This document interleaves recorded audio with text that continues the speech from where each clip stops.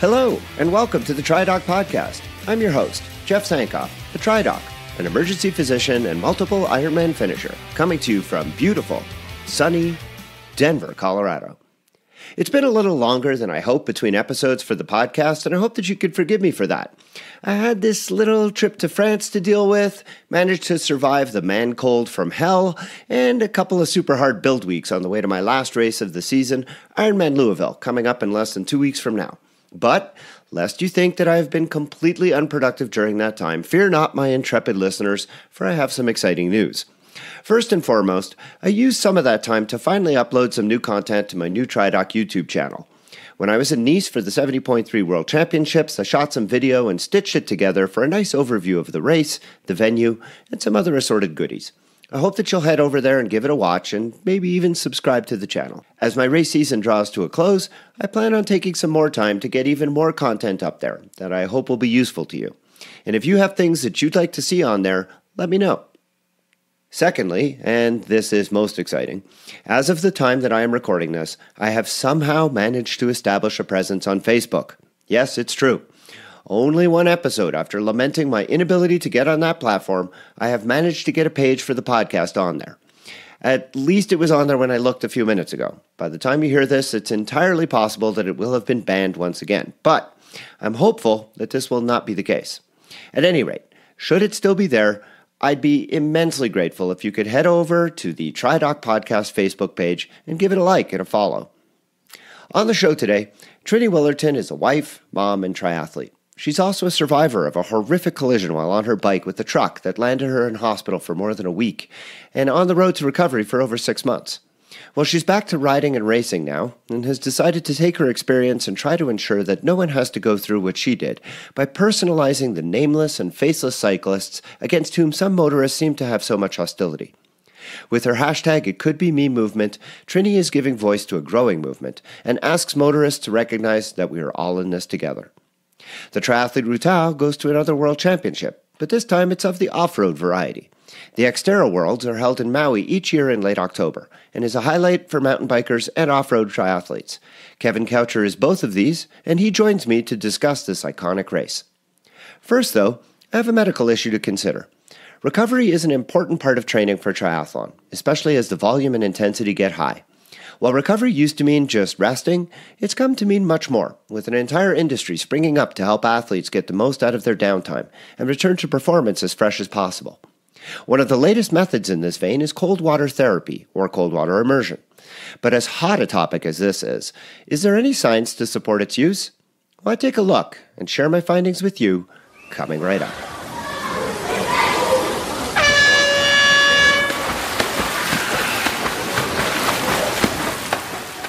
Training for triathlon is an incredibly rewarding experience.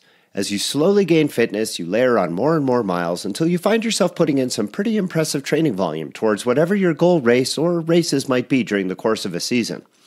But all of that training has the potential to lead to overtraining or injury if you aren't careful, and this is why the science of recovery has garnered so much interest over time. Helping athletes recover efficiently and thoroughly has long been recognized as an important means of getting them to be able to perform maximally in both training and racing.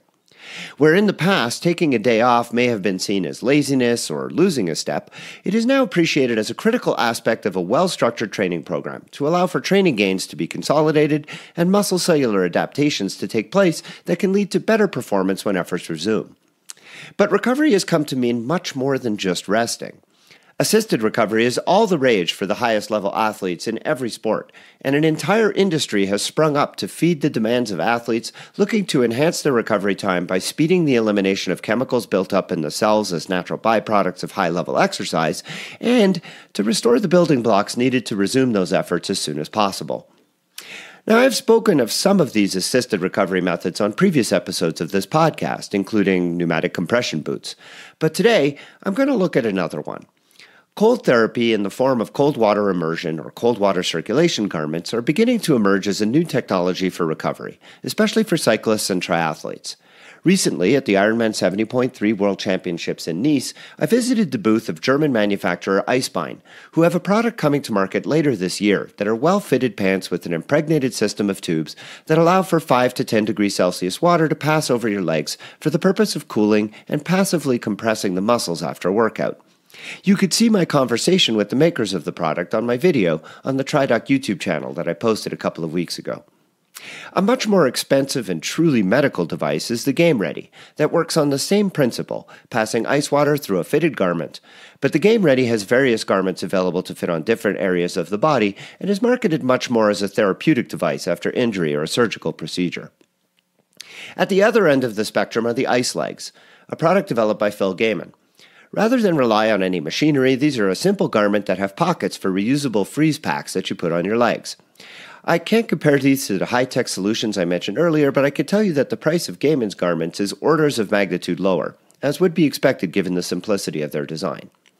Now, before you break out your wallet and run to the interwebs to find any of these things, you could, of course, just head to the freezer, dump a bunch of ice in the tub, fill it halfway with cold water, and then just settle in. After all, that's really where all of this started. The notion of cold water therapy comes from cold water immersion. Sitting in an icy mountain stream after a hard bike ride just felt pretty darn good to the guys who tried it, and this morphed into bathtubs with ice in them, and then to these fancy, much more portable ice garments. But even before you try that, it's probably worth looking to see if there's any scientific evidence supporting all of this, because, as always, just because something seems like it works and seems like it feels good doesn't necessarily mean that it will or does actually have any benefits. So, what does the science say about cold water immersion and cold water therapy? To find the answer, I did a literature search and came up with quite a bit. It turns out that ice water and cold water immersion has been a hot topic, pun intended, for quite some time. The results of the research, though, have not really been that consistent in any way, shape, or form. Let's first consider the theory. Why would ice garments or cold water immersion be beneficial? Researchers have proposed several theories for this, and a few have been tested. Many of the central theories behind the potential benefits of cold water immersion have to do with lowering core temperature. I'm pretty certain that I don't need to explain how high-intensity exercise raises body temperature, and how this is compounded when exercising in hot and humid environments. Well, as core temperature rises, there are adverse physiologic effects on the central nervous system, the muscle cells, and the cardiovascular system. Cold water immersion can help to lower core temperature more quickly and reverse some of the effects of body temperature elevation. The theory is that in doing so, athletes would be able to perform better on a second effort after using this kind of recovery. Unfortunately, the evidence here is a bit mixed. It is true that cold water therapy can help lower body temperature more quickly than if the athlete just rests or performs some kind of active recovery. However, in order to be effective, the water has to be really cold, on the order of like 5 to 10 degrees Celsius. The immersion has to include the torso and not just the legs, and the immersion has to be prolonged, on the order of 20 to 30 minutes, which is pretty difficult to tolerate at that temperature. Even then, results haven't really shown any consistent benefit in performance on efforts that are performed 24 hours after the first one. Another suggested benefit to cold water therapy is in reducing cardiovascular strain. When the body is overheated, cardiac output increases in order to increase blood flow to the skin for shedding heat. With cold water immersion, blood vessels in the skin constrict, pushing blood volume back into the central circulation, reducing cardiac output. Some studies have verified that this does indeed occur, but to date, none have really shown that this is related to any specific physiologic benefit, nor to any performance benefits. During high-intensity exercise, metabolites such as lactic acid are produced and can build up in muscle cells.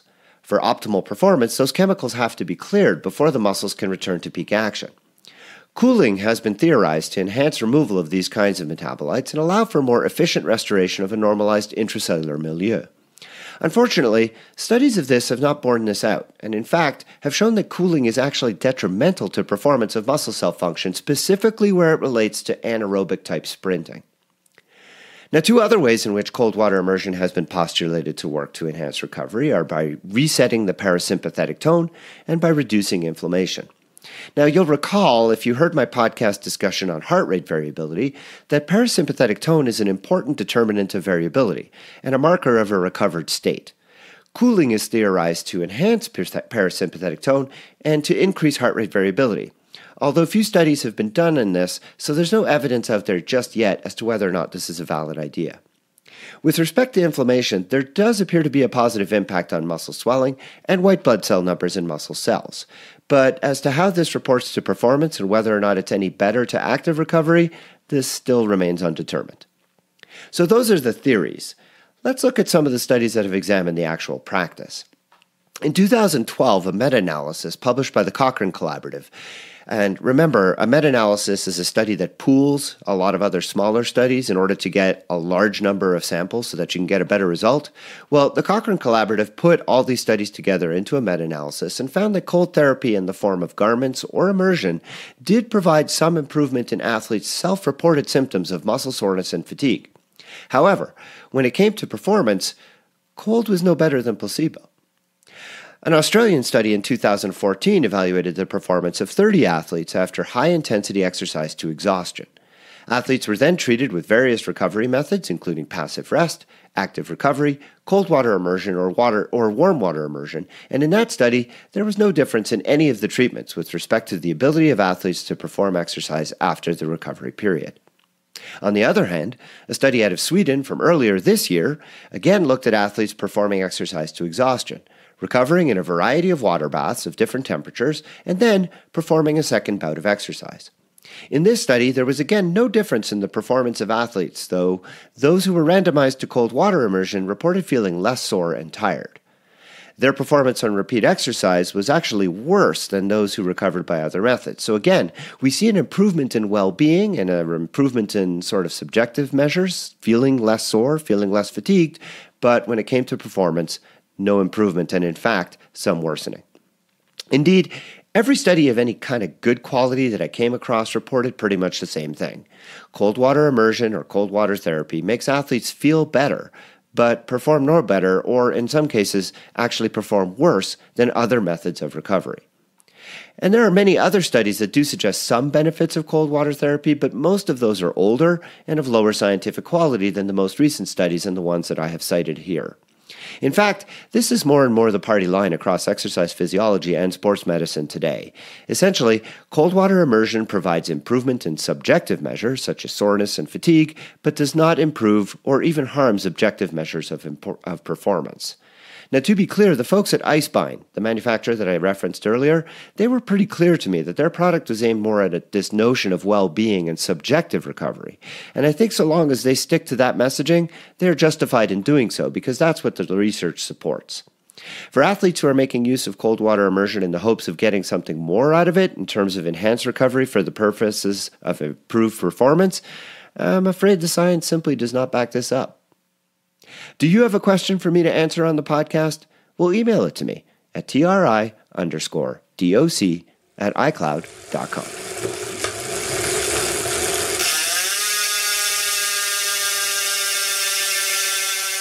I've talked a lot on this podcast about the unfortunate reality that we face as cyclists riding on the road that we have a legal right to. I've lamented the attitudes that too many drivers seem to share about cyclists being no more than nuisances and how police and the legal system all too often send the wrong message by blaming cyclists for collisions or letting drivers off with what amounts to no more than a slap on the wrist, even when a cyclist has been seriously injured by them. My guest today is another voice in the growing chorus of those who speak out against this serious issue. Triny Willerton is a triathlete, an ambassador for Kerr Sports, Newton Running, USA Triathlon, Team USA, and the Ironman Foundation. But more importantly, she's a wife and mother of 5. And last year, while training for Ironman Boulder, she was struck from behind by a truck and was seriously injured, spending a week in hospital with multiple fractures and a collapsed lung. After that incident, she had a long recovery, during which she decided to do something in an effort to effect real change in the long-standing narrative that all too often ends in the erection of ghost bikes along the sides of our popular bike routes. Triny started the hashtag #ItCouldBeMe movement, and she's here to tell me and all of you all about it. Welcome to the podcast, Triny. Hi, welcome, and thank you for having me, Jeff. It's a pleasure. So in a nutshell, what is It Could Be Me? So It Could Be Me is a movement that's trying to change the narrative between motorists and cyclists. I think that there's a lot of layers to the problem. But one of the layers that I discovered was the dehumanization of cyclists. So I'm trying to let the world see who we are. I'm asking everybody to just make a short video and letting drivers that perhaps wouldn't have the opportunity to get to know us to do exactly that, to see that we are moms, that we are dads, and that we're on the roads, and that we need to come home safely. And that's what my mission is. Yeah, and I see that you've had some pretty great success with a stream of videos with cyclists who many I know and many I haven't known, and all telling a similar story that, hey, drivers, please take your time, recognize that I'm more than just somebody who might be inconveniencing you for 10 seconds on your way to wherever you're going. I'm a real person. Yeah, I think that unfortunately we live in a society that is just so concerned from getting things done and getting from place to place as quickly as possible. And that's where we start, getting into problems as far as the roads. What's your vision for where the movement can go, and how do you see it affecting change going forward? Well, my idea is to have this movement just have a very long-lasting impact. And I think in order to achieve that, we need to have several things combined. One of them being education. So one part is what we're doing right now and creating a visual and allowing all the motorists to see another side of, what they typically see. Then the second part, and it's so important, it's education. And when I say education, I mean education for cyclists as well as motorists. I think sometimes it's very hard for motorists to understand how fast we could go.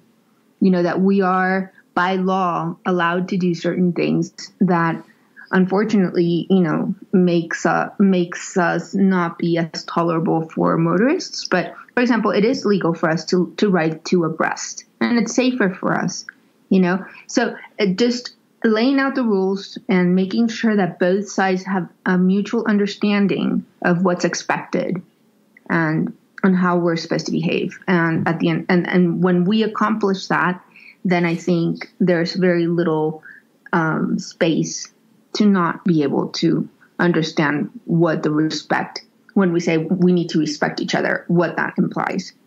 And another part is the legislative aspect of it. I think it's very important to work with people that have the knowledge and the experience on how to make change. I was very lucky to have been working with Bicycle Colorado this past semester, and I was involved in testifying, and the whole process was a huge, it was very educational for me. And I got to really understand that currently the way the law was written, that it was exactly how you said it. It was a slap on the wrist. And there's so much work to be done. And that's why I think with these three elements combined, we can create long-term change, which is what my mission is. In your efforts then through legislation, what kind of changes have you seen implemented? Oh, well, it's huge. I went through the process of testifying. Well, the bill was presented, and then it passed several stages, and there was an opportunity for me to testify before Congress. And I did that earlier this year at the state capitol. And then it moved forward. It's so much work and so many people are involved, but it's just being able to get out there and support, because we are needed. All these people that are trying so hard to make a change, they need us. They need our voices, and they need us to be able to create that, to see that we're living people. And when the senators were able to see us, I think that was huge. Now, as far as the bill that I was supporting, it was Bill 175, and it's the Vulnerable User of the Road bill. When I was involved in my crash, the law said that any careless driver that was involved in this would receive only 4 points on their license. That's like, I think, the equivalent of forgetting your insurance card. It's something absolutely ridiculous. And it doesn't really matter what happens to you as a vulnerable user. What I mean is you could lose the ability of walking. I have a friend that will never walk again, and his driver got 4 points. So it wasn't really the consequence. It was just the way the law was written. And unfortunately, that's what it was. So now in the state of Colorado, if a vulnerable user is hit by a careless driver, he will receive 12 points on his license, which means that they will lose their license for a year. And this was all due to Bill 175. They will also have to pay restitution. They'll also be required to take a driver's education course that is to do.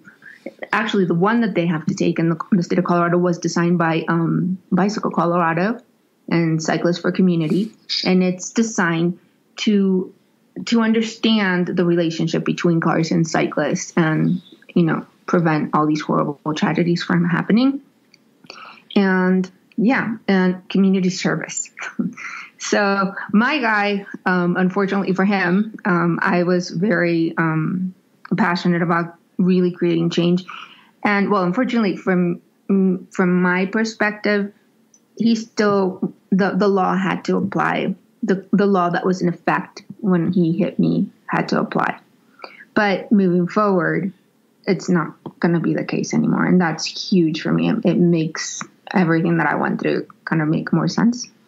Well, that's terrific, Trini. That's great to see that you're having that kind of impact already for such a, really new movement.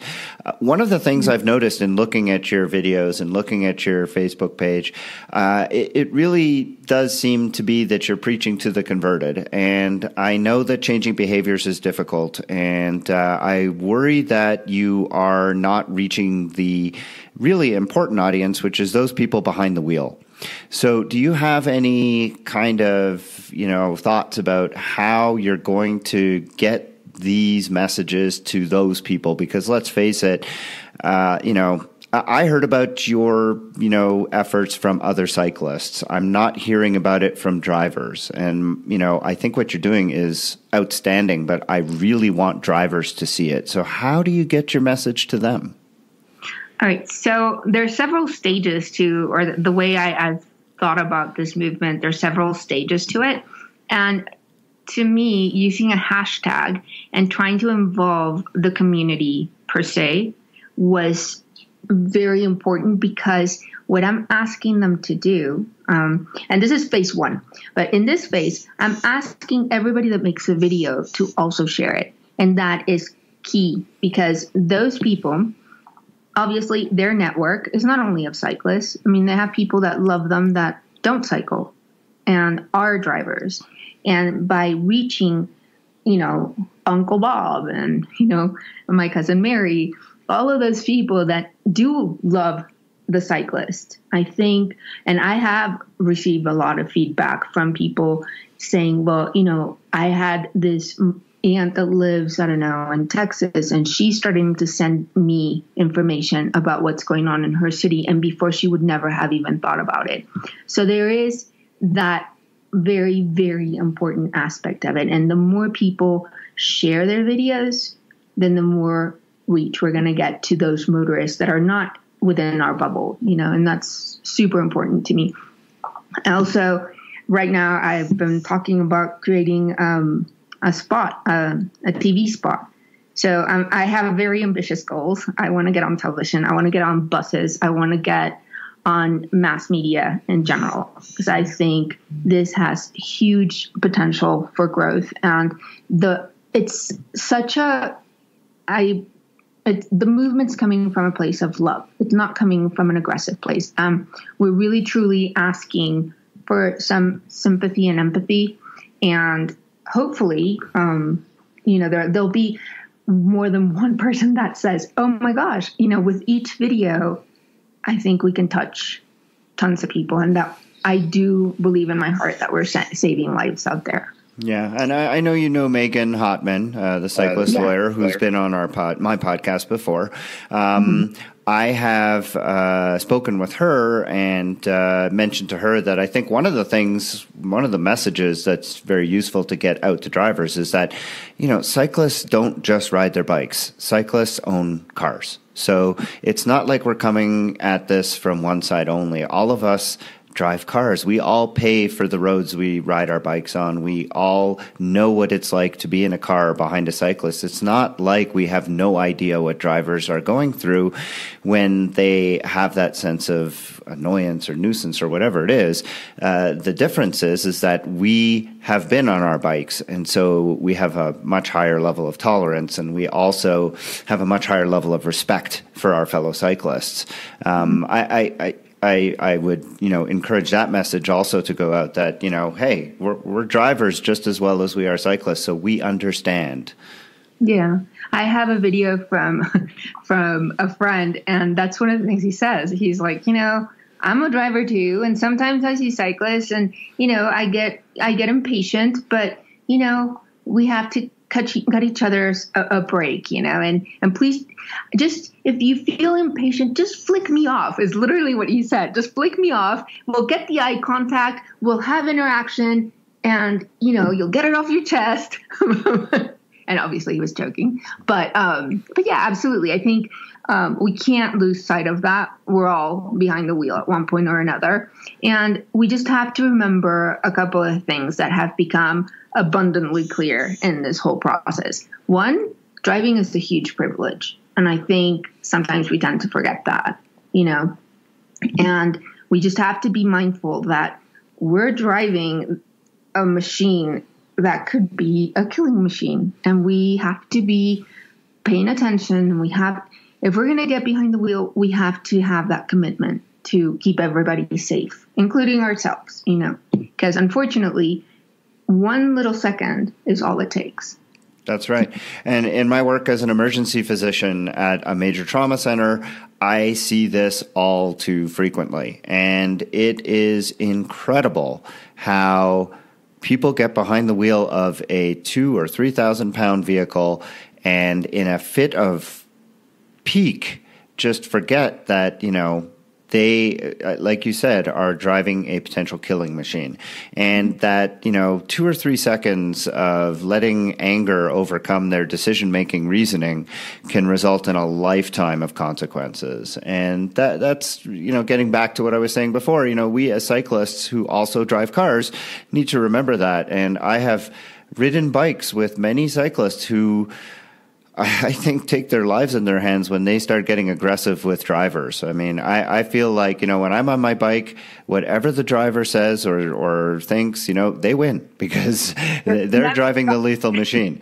That being said, I'd love to, be able to go out for a ride and just never have to worry about encountering a driver who I have to worry is going to become angry or is going to, have it out for me. But we're not there yet. I'd love to think we're getting there. Besides the notion of the things that you've described, TV spots, potentially having this outreach to community, which I really applaud. Do you have other ideas for where It Could Be Me might be going in the future? I would love, and this is something that would help us cross over, and I've been working really, really hard at it. I need to find the support of a celebrity that also cycles. Not a celebrity cyclist, but there's a ton of cyclists out there that are celebrities. And, a lot of people aren't aware of this, but there's a long list. And if we could get someone that people already love, people are already, I can name you 5 off the top of my head. One of them being Hugh Jackman, Matthew McConaughey, Jennifer Aniston, and Jennifer Gardner. There's so many people out there. And I think that once the people see that this person that they love so much is also out there, and it could be them, I think that would touch people in a different way.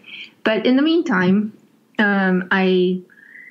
Bicycle Colorado and I have so many of the same goals long term. And so I think we will continue to work along each other. And I've had such a tremendous show of support from so many people that honestly, the possibilities are endless, and there's so much fun stuff to do to make this. I don't want people to be afraid to ride their bike anymore. I don't want to have that sentiment. I want us all to live in harmony together. I believe that in general, people are really good.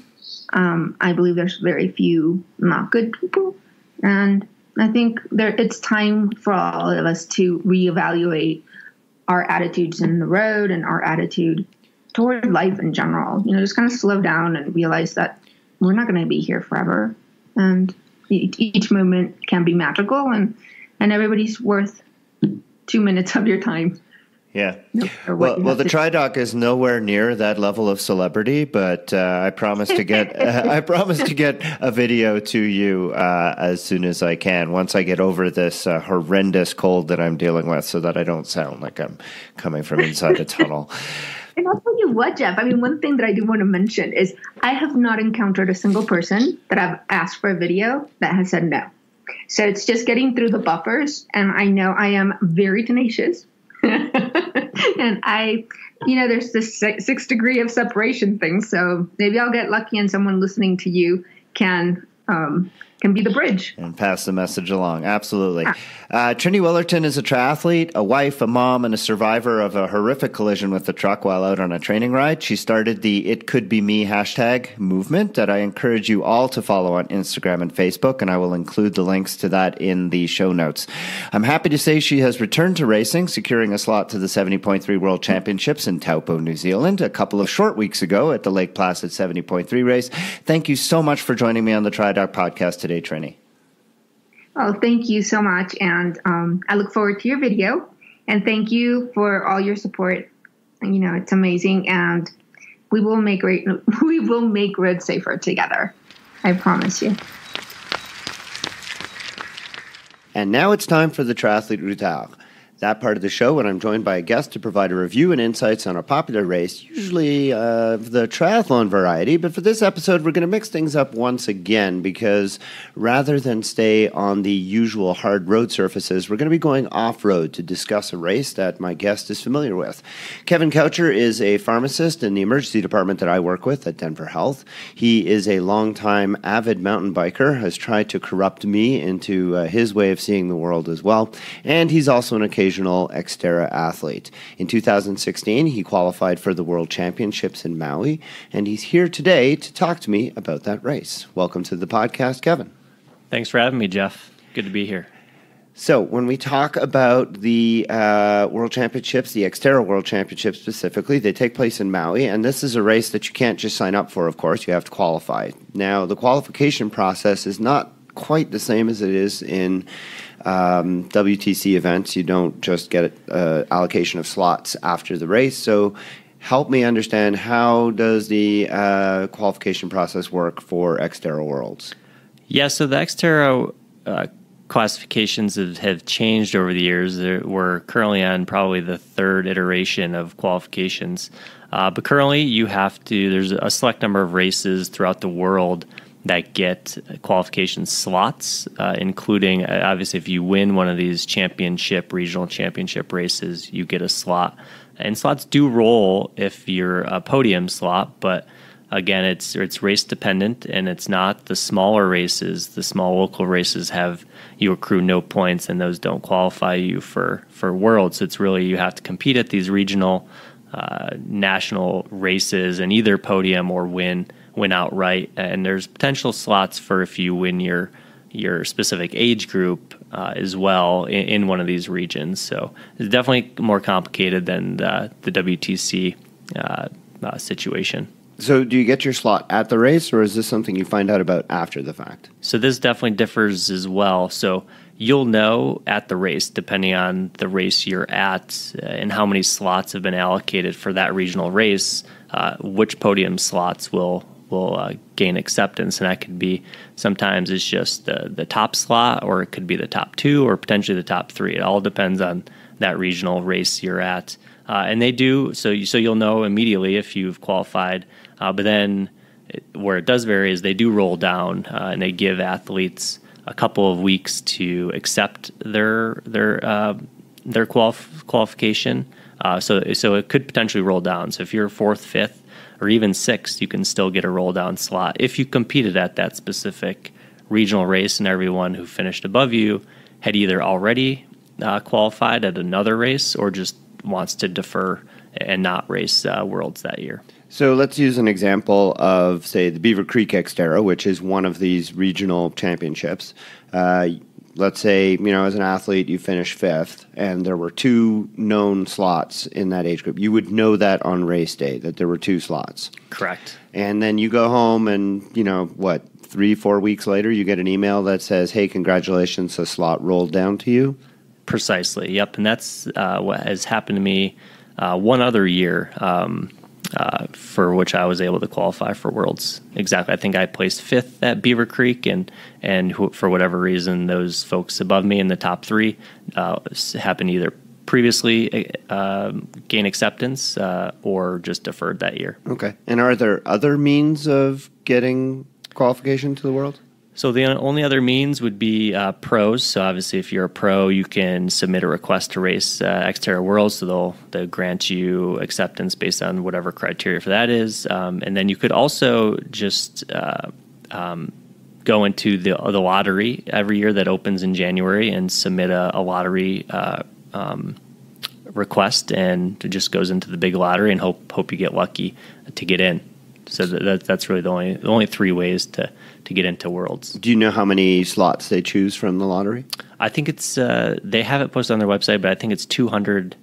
So it's a fair number. They let 1 to 200 in via the lottery, then everyone else's qualifications. And how many people take part in the Xterra World? So they say that 800 athletes are present in Maui for that the World Championship race. Wow, 800 and 200 of which are lottery. That's a pretty sizable representation then. Yeah, yep. And if you get a slot through the lottery, do you have to validate that slot by participating in another Xterra race first? No, so there's actually no qualifications to get to submit for the lottery. But you do have to submit payment sooner rather than later to hold your slot. But you could still race throughout the year and still gain acceptance, which then you would probably, if you were to win or podium at, say, Xterra Beaver Creek, but you already got in via the lottery, then that would give another participant an option, because you would defer that qualification because you're already signed up for the Worlds. Okay. So let's change our focus then to the actual location of the race. As I mentioned earlier, it takes place on Maui, but where exactly is it? So the race is at the Ritz-Carlton at Kapalua Resort, which is the northwest part of the island, which is recent. They moved it there from the eastern part of the island about 10 plus years ago. They used to hold it in a different venue. Okay. And it's always in October, late October? Yes, late October, early November. In terms of travel and gear transport, I imagine, are there bike shipping companies like TriBike Transport that actually serves this race, or do people have to get their bikes there on their own? So I'm only aware of just shipping via your airline or some other route of shipping. I don't believe TriBike Transport, or at least I've never utilized them or heard anyone, because you can't obviously drive to Maui, so that would make it a little difficult. But it's pretty easy. Maui Airport, easy to get in and out of, and it's very close to the airport. The resort is only another 45-minute drive from the airport, so pretty easy to get in and out of there to the Maui Airport. And in terms of logistics for where to stay, I imagine there are alternatives to the Ritz, or do most competitors actually stay on site? I think certainly there's tons of accommodation, being a resort town. The Ritz is right there. We actually just stayed off in an area called Turtle Bay, which is right next to the Ritz, really, but it just gave us an entire house instead of the hotel accommodations at the Ritz. But there's just tons of condos and other accommodations that the athletes stay in, and I really found it that it was a big mix of people just kind of staying everywhere in that area. But we were really close. You could ride your bike to the venue on race day, ride the course. It was really easy to get to navigate and get in and out of. So it's not uncommon for participants who are racing in Kona for the Ironman World Championships to try and get there as early as possible, trying to acclimate to the heat and humidity. Is it pretty similar with the Xterra World Championships? Do people try and get there as early as possible?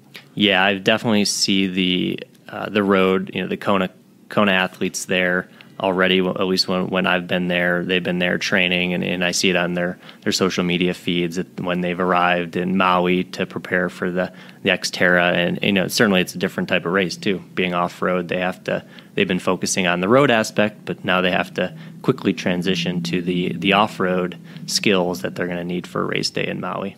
And do the athletes like yourself who just show up for Xterra, do you try to get there also as early as possible? Yeah, they certainly let you ride the course a few days in advance. So we got there 3 or 4 days early, certainly so we could jump on the course and certainly take care of any mechanical bike issues if we had any in transport, but luckily none for me. But it's really nice to get there because the humidity is something we don't experience out in Colorado that often, and that's certainly a factor in Maui. And it's Hawaii, so I mean, if you're going there with a spouse, of course your spouse was racing as well, but if you're going there with a family or a spouse, there's lots to do, lots to see. Staying there before or after is obviously recommended because it's Maui. Right? Absolutely. Okay, let's shift our attention to the course itself. I know that the bike course has been changed. I believe this year is the first time they're using a new bike course. Yes, new course this year. Do you know much about it? So they had a few years of really bad weather, so they had to transition the course from what had historically been on private lands, but due to the bad weather a few years in a row, it really destroyed this property, and really they couldn't maintain the property to prepare it and build trail so it could accommodate these heavy rains that they get.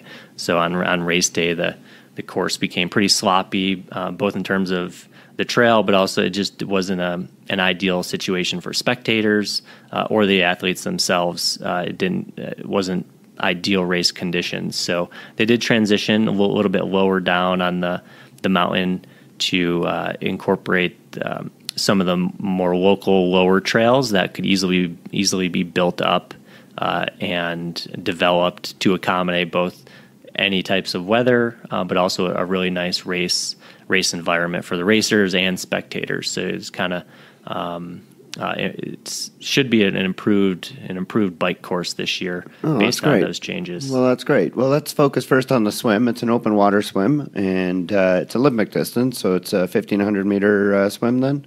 Correct. It's basically an M format. Okay. So you swim out to the buoy, back into the beach, back out to another buoy, back into the beach. And what's the surf tend to be like? So it's usually pretty mellow in the Fleming Beach area where the swim is held because it's in a nice little cove. But certainly, like I said, that we had some bad weather years, and the year I was there, we had some 5-6 foot swells and waves. So it's certainly not ideal swimming conditions. And unfortunately, some people didn't even participate in the swim. So we're DQ'd before the race really had even started, which is certainly unfortunate. But yeah, so it's usually calm, but certainly it has the potential for some and it's pretty big warm water, so no wetsuits allowed. No wetsuits, correct. And do they start it as age group start? How is the start handled? So yeah, the starts pros go first, and then they split it male female. So my year they actually did all males and then all females. So the pros went first, all males went second, and all the females went third. I believe last year they switched it up to just do age group starts. So now it'll be male-female age group starts after the pros, after the pros take off. Yeah, that probably makes it a little more manageable for the rescue folks in the water, and also for the swimmers, I would imagine, a lot more comfortable. Okay, so you come out of the water. I imagine in the water's crystal clear, probably similar to Kona. Saw some turtles. Yeah, lots of stuff to see. Keep you occupied. Get out of the water. It's a sandy beach. No rocks to worry about. It's fairly easy exit. Very easy exit, and then run up the paved bike path to T1. Okay, so you get your gear, you're out onto your bike, and now, of course, it's a newer course. Do you have much intel on what that's going to be looking like going forward? Is there a lot of elevation gain, a lot of single track?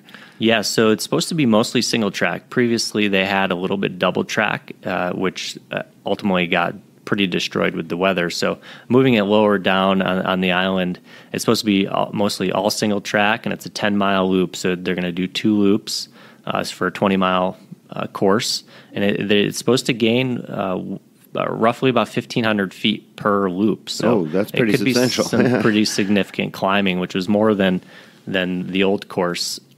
So a lot of buffed out single track into trees, so it could be a little dark and loamy. Some slick piece, just due to the ground cover, could be a little slick. So I think it should set up for some really exciting racing, and really should optimize that. All of the skills, being able to have to ride on single track, in the trees, roots, rocks, and potentially all the other racers that you'll have to contend with. So it should be pretty exciting. Now, with the 10-mile loop with 800 competitors, is there a chance for it to get real congested on the second loop? It could be, and they purposely built into this new course some areas, nice areas to pass, so it would lend itself to some more improved race experience for the racers. So without obviously riding the new course, some of it is on the old course. So I do remember it was certainly wide enough in some areas you could pass if it did get pretty congested in there. And usually this is the time when I ask if there's any danger points on the course, but it's a mountain bike course, so basically from start to end, it's just danger. Okay. Obviously finishes back up at the same transition point as exactly you left, right, so right same back down one. at the Ritz. And then has the run course changed, or is the run course the same? The run courses should be the same. Okay, so it's a 10K run, and are we dealing with, I guess, a trail run that I'm sure has substantial amounts of elevation? Yeah, the trail run, no different than the bike. It actually uses the same network of trails, not obviously the same trails as the bike, but very close to the mountain bike course. So you start off hitting single track. You're in the trees, which is a welcome due to to try to get out of the heat and the sun after that grueling bike course. But so you'll be in the trees, nice and loamy again, some single track, but some big climb right out of the gate. So you're going to climb a few hundred feet in the first mile or two, and then you're going to kind of loop around the upper trails. And again, it's mostly single track for the run. Really, do they have aid stations out there? They do. They have an aid station every, I believe, 2 miles on the run. So there's certainly some aid out there, which certainly in the Maui heat. And I imagine you're dealing with similar weather conditions that we have in Kona, which is just basically predictably hot and humid with maybe rain. Absolutely, yeah. Certainly being out in Colorado, no moisture whatsoever, no humidity, but Maui was a completely different animal. I was completely soaked. It felt like I just got out of the drink the entire time on the bike and the run. So certainly benefited from having those aid stations where I usually don't take any aid in a short race like this, but certainly was going to out in Maui, and even felt myself starting to cramp up a little bit towards the end of the race. Obviously, kind of a bucket list kind of race. I mean, this is the big one for Xterra, one that you'd obviously recommend. Certainly. I think it was Beaver Creek, which is I consider our home course, is a fabulous course, but Maui was tenfold that in terms of the experience, The course was fun, challenging course. The atmosphere is fabulous with the other racers. And the Xterra organization does a great job of putting on this event. The volunteers were fabulous. They're, holding it right at the Ritz, just a great venue, tons of space, and so certainly it would be something that we'll probably go back to maybe in the next year or so if we can get qualifying slots again. But I'd certainly tell anybody who's into the off-road Xterra scene that this is certainly a must-do race. For sure, it totally trumps even the best of the regional races like Xterra Beaver Creek or out in Utah and at Ogden, which were certainly first class events in and of themselves. And you're done because it's an Olympic distance. I mean, the start is early. I gather the start must be 7 or 8 a.m. You must be. It's not yet. I think it's like 8 or 9. Yeah, and you're done by noon, I guess. Totally. Yeah, so you can actually still go sightseeing with the family and hit the beach and trade war stories with other athletes at Maui Brewing Company afterwards, too. That's great. Well, Kevin Coucher is a pharmacist here in the emergency department at Denver Health, works with me, and I am always game to hear about his exploits on the mountain bike. Maybe not so game to find out myself in real life because I've almost died a couple of times riding with him. But I am very happy to have benefited from his experience and very glad that he was able to join me on the TriDoc podcast today. Thanks for being here, Kevin. Thanks, Jeff.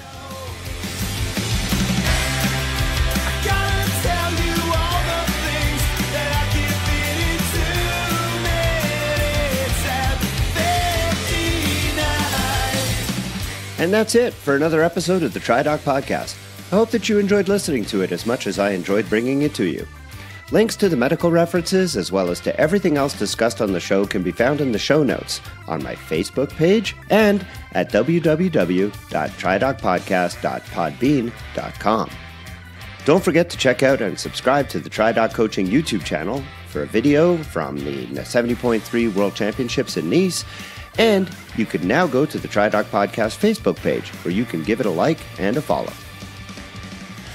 If you have feedback or a question for consideration to be answered on the program, please email me at tri_doc@icloud.com. If you're interested in coaching services, please visit www.tridoccoaching.com, where you can find a lot of information about me and the services that I provide. The music heard at the beginning and the end of the show is Radio by Empty Hours and is used with permission. This song and many others like it can be found at www.reverbnation.com, where I hope that you'll visit and give small independent bands a chance. The TriDoc podcast will be back again soon with another listener question for me to answer, an interview with one of the SBT gravel race organizers, Ken Benesh, and the Triathlete Routard will go tropical with a look at Ironman Cozumel. Until then, train hard, train healthy.